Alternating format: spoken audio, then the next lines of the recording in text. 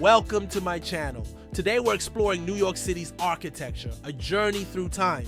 In the early 1600s, Dutch traders established a small settlement on Manhattan Island. In 1652, the construction of the Wyckoff House commenced, marking not only the beginning of colonial development, but also laying the groundwork for what would later become America's architectural landscape.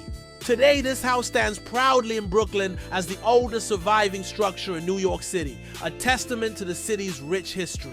As the colony grew, so did its need for places of worship. In 1766, construction began on St. Paul's Chapel, a modest yet elegant structure that reflected the growing population and prosperity of the settlement. Built in the Georgian style, it showcased symmetrical designs and classical elements that would become hallmarks of colonial architecture. But the American Revolution brought change. With the departure of the Dutch West India Company, the colony was thrown into turmoil. The war years saw many buildings lost to conflict and neglect. However, after the war, the fledgling United States was eager to assert its independence and establish a new identity. During the federal period, a new type of townhouse emerged in New York City.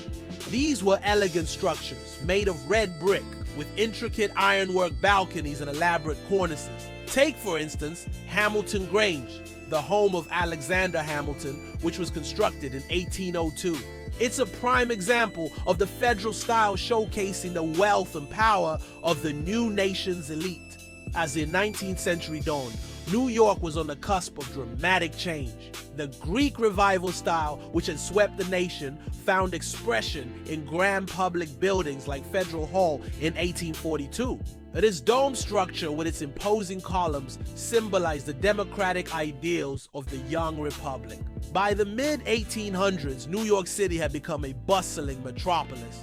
The population surged, and so did the scale of its buildings. The demand for luxurious residences led to the construction of towering mansions along Fifth Avenue. These opulent chateaus became symbols of wealth and power during the Gilded Age. One such example is the Vanderbilt Mansion, a sprawling residence that once dominated the corner of Fifth Avenue and 64th Street.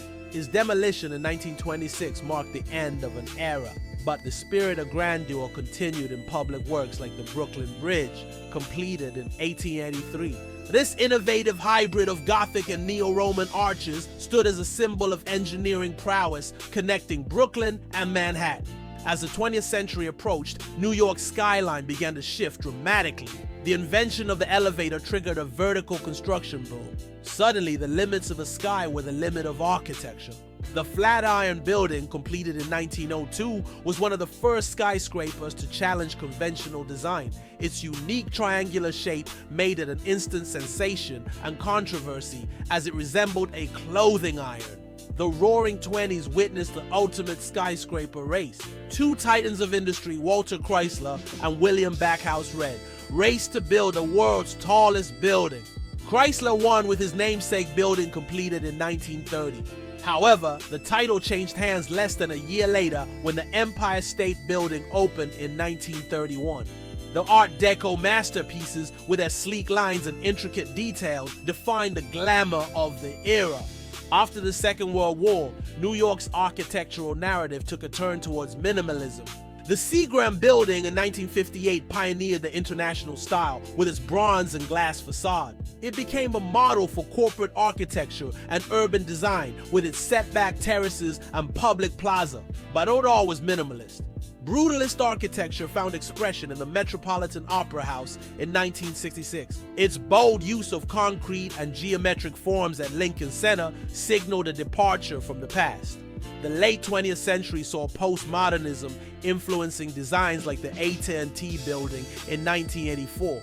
Now known as 550 Madison, its broken pediment and playful cornice challenge the seriousness of modern architecture. As we step into the 21st century, New York continues to push boundaries. The Edge in 2019 stands as the world's greenest skyscraper with sustainable features and a dramatic cantilever.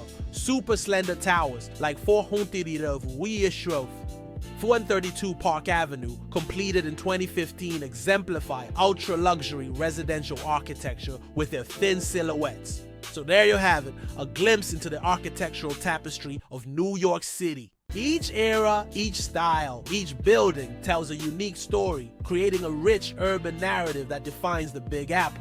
I hope you enjoy this whirlwind tour through New York City's architectural history. If you'd like to explore a specific era or building in more depth, please let me know in the comments below. Your feedback is invaluable. Thanks for watching. See you next time.